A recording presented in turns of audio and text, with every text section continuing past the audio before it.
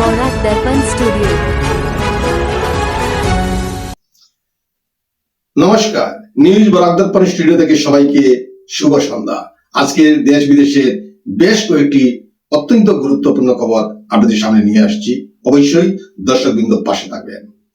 জাতীয় নির্বাচন কমিশন স্বীকৃত সব রাজনৈতিক দলকে 30 দিনের মধ্যে তাদের দলীয় সংবিধানের আপডেটেড কপি জমা দিতে নির্দেশ দিয়েছে। সোমবার কমিশন দলগুলির প্রধানদের চিঠি দিয়ে জানিয়েছে, সংবিধানে কোনো পরিবর্তন বা সংশোধন হয়ে থাকলে সেটিও উল্লেখ করে জমা দিতে হবে। সুপ্রিম কোর্টে রাজনৈতিক দলগুলির নথিভুক্তকরণ ও কার্যপদ্ধতি নিয়ে মামলা চলায় এই নির্দেশটি গুরুত্বপূর্ণ বলে মনে করা হচ্ছে।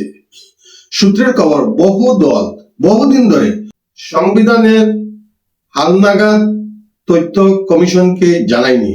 কমিশনের ইচ্ছা দলগুলির সংবিধান তাদের অফিসিয়াল ওয়েবসাইটেই আপলোড করা হোক, যাতে সাধারণ মানুষও তা দেখতে পারেন।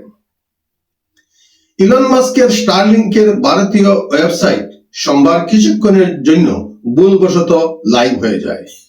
সেখানে মাসিক 8,600 টাকা ও কিটের দাম 34,000 টাকা দেখানো হয়। মঙ্গলবার সংস্থা জানায়, এইগুলি আসল দাম নয়, প্রযুক্তিগত ত্রুটি।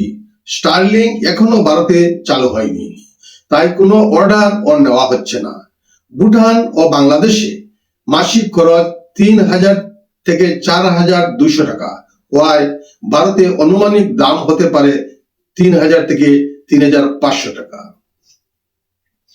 ব্যাংক প্রতারণা মামলায় অনিল আম্বানির পুত্র জয় অনমোলের বিরুদ্ধে সিবিআই কেস দায়ের করেছে।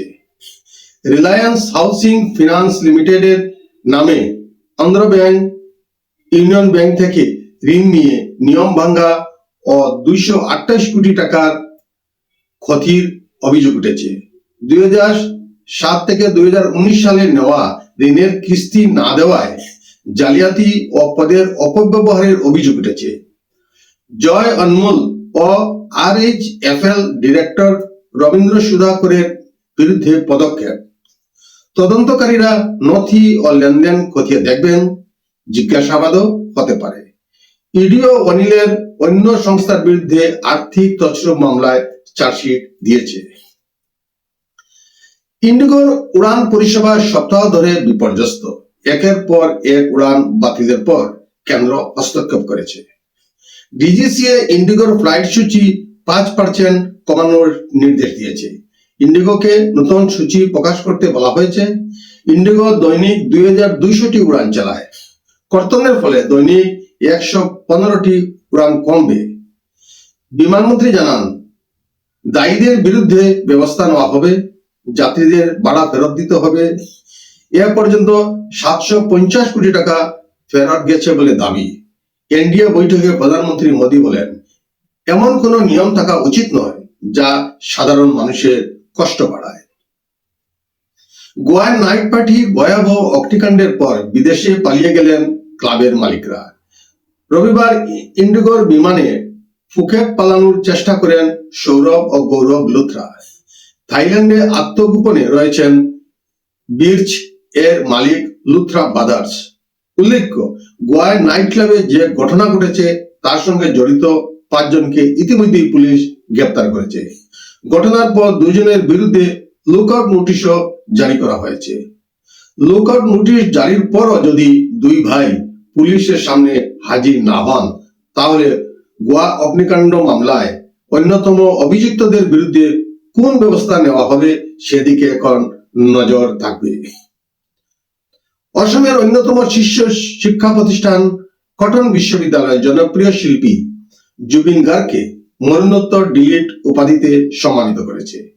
শিল্পীর সংস্কৃতি, শিল্প ও সমাজে তার অসামান্য অবদানের স্বীকৃতি হিসাবে এই সম্মান দেওয়া হয়। কলাক্ষেত্রে আয়োজিত সমাবর্তনে অসমের রাজ্যপাল তথা বিশ্ববিদ্যালয়ের আচার্য লক্ষ্মণ প্রসাদ আচার্য শিল্পীর বোন পামি বর্ধন ঠাকুরের হাতে সম্মাননা তুলে দেন। এদিন অধ্যাপক রঞ্জিত কুমার দেব গোস্বামীকেও ডিলিট উপাধি এবং অ্যাথলিট হিমা দাসকেও স্নাতক ডিগ্রি প্রদান করা হয়। রাশিয়ার প্রেসিডেন্ট পুতিনের সফর শেষ হতেই এবার ইউক্রেনের প্রেসিডেন্ট ভ্লাদিমির জেলেনস্কির ভারত সফরের সম্ভাবনা তৈরি হয়েছে।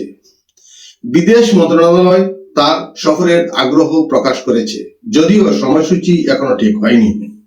জেলেনস্কি এলে দুই দেশের বাণিজ্যিক সম্পর্ক আরো শক্তিশালী হবে এবং আন্তর্জাতিক কূটনীতিতে ভারতের ভারসাম্যপূর্ণ নীতির প্রভাব বৃদ্ধি পাবে। পাশাপাশি রাশিয়ার সঙ্গে ভারতের সম্পর্ক ও ইউরোপের নজর কাড়ছে। জেলেনস্কির সফর ভারতীয় কূটনীতির বড় অর্জন হিসাবে দেখা হবে। আজকের প্রতিবেদনে এখানেই সংক্ষিপ্ত বিরতি টানছি। সবাইকে আবার শুভ সন্ধ্যা জানিয়ে বিদায় নিচ্ছি। পাশে থাকবেন। নমস্কার।